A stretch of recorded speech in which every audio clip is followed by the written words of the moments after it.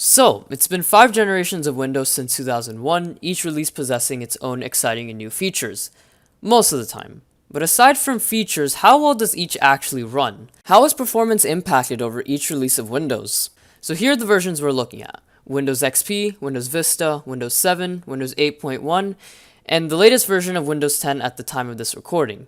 All of these are running Pro Editions, and XP is the only one running a 32-bit version, mostly because that's the version that was used the most. They're all fully updated, and if you're interested in the specs, here they are. It really shouldn't matter because all of them are running on the same hardware anyways. So, beginning with the startup tests, now it's important to note that I tried to do everything as close to accurate as possible in the editing. This includes opening programs at the same time, starting up at the same time, and all that stuff. I really want to get the best results, but remember, nothing is exactly perfect. Now, Windows 10 and 8.1 actually have a technology called Fast Boot, while Windows XP has the advantage of just using less hardware resources. I don't think Windows 7 or Vista have like any advantage for starting up, but still, Windows 8.1 actually started up first. This is mostly because Windows 8.1 comes with less bloatware. It still comes with bloatware, but it comes with less bloatware than Windows 10, so that kind of makes sense. But after that, we have Windows 10, and literally milliseconds later, we have Windows XP, followed by Windows Vista a couple of seconds later. And then a long time afterwards, we have Windows 7. So that's pretty interesting. It's not 1, 2, 3, 4, 5. It's more 3, 4, 5, 1, 2. Now, before testing programs, I really want to check the storage. So as you can see, Windows XP actually takes up the least amount of storage, while Windows Vista and 7 actually take up the most amount of storage. This could be because of the abundance of security updates, but I applied these updates to Windows 8.1 and 10 as well, which I don't really understand. So starting off with built-in programs, I really want to see the speed of File Explorer, and as you can see, they were all pretty fast, but Windows 8.1 was the first to load, and results are pretty varied here. Moving on to Notepad, this is probably like the least intensive application in Windows, but as you can see, XP was the first to load, probably due to the lack of animation. But again, strangely enough, there are varied results here. There's probably a percentage error somewhere around here. But these are really low-end applications, so I'm not really that surprised that these applications are running. There isn't like consistent results here, but as you can see, Calculator actually loaded up at the exact same time on every single one except for Windows 8.1, and that's really weird considering that Windows 8.1 was pretty much winning every other test before this. So that's pretty strange. Moving on to Paint, again, there really isn't any real answer here. All the results are pretty varied. It's really weird that XP and Vista loaded up at the same exact time. But we probably use Windows for more than built-in programs, and that's media consumption. So opening a photo using their default photo viewer, so as you can see, was pretty much straight down the line. I forgot to run this test on Windows 8.1 because of course I did, but we can basically assume that it would have been second last.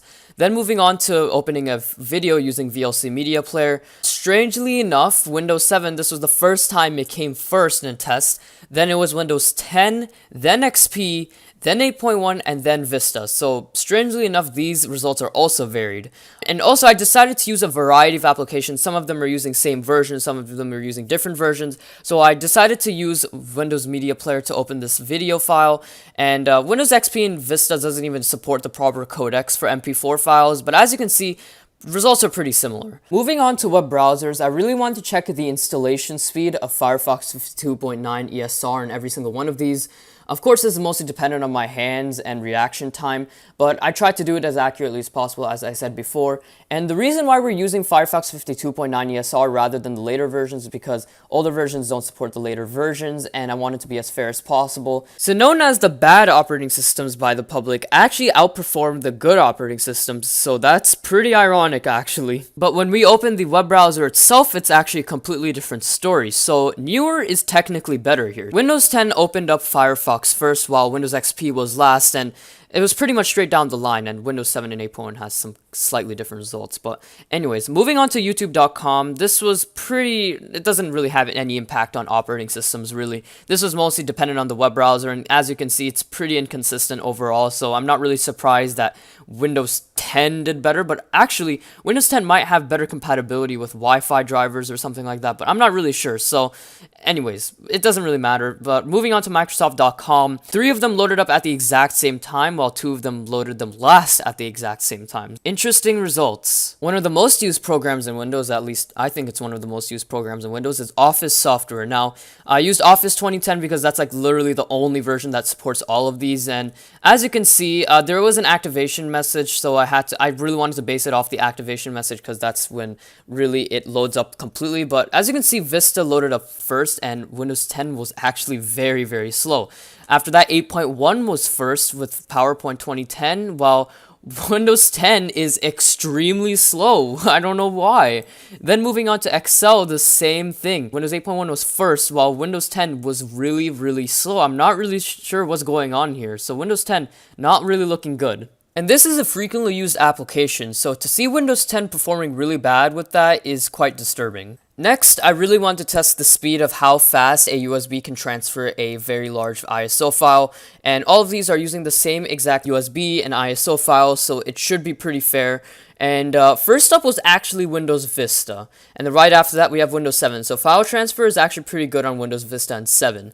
Then it was actually Windows 8.1, and believe it or not, Windows 10 actually outperformed Windows XP, and I don't know why, but Windows XP did really bad on that test. A critical application we use every single day on Windows is an anti-malware application, so running a scan of Malwarebytes on all of these, 2 of them are using older versions while 3 of them are using the latest version. I had to do a lot of speeding up because some of these were taking an extremely long time, but as you can see, Windows 10 was the first to finish the test, followed by Windows Vista, then Windows 8.1, so these results are pretty inconsistent, but strangely enough, Windows XP wasn't really good in this test. It actually performed the worst. Windows 7 did come 4th. As sad as it is, I'm starting to see a negative pattern with Windows XP. Now, before running benchmarks on all of these, I really want to see how much of a difference user account control made on opening applications. So running Geekbench 2, unsurprisingly, Windows XP did load the application first just because it did not have user account control. Other operating systems have varied results. And here's the moment you've been waiting for, running a Geekbench 2 benchmark on all of these. And,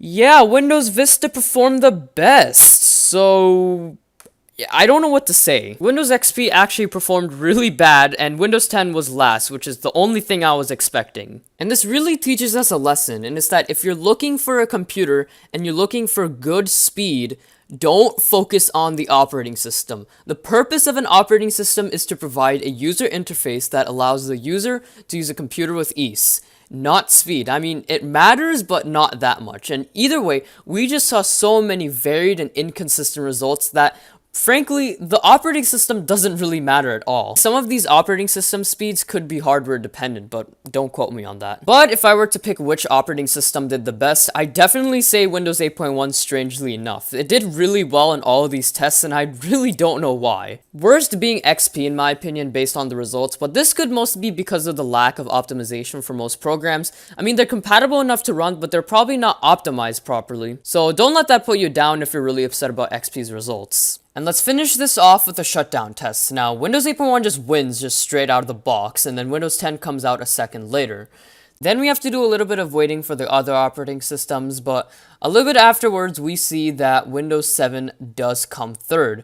And then a little bit after that, we have Windows Vista, and then Windows XP comes last. And that's pretty much it for the speed test. So I really want to thank you all for watching this video. This video was not easy. I really wanted to do another test or two, but this video just was so hard to edit that I just couldn't do it. I was losing my mind. Streaming 5 different footages into one and then editing them all at the same time really takes up a lot of my processing power for my computer. My computer can't handle it. So that's why this video took so long. So I appreciate your time. A like, a subscribe, any comment, anything would be greatly appreciated. And if you're interested in any of my other videos, here's some end cards, and I'll see you all later.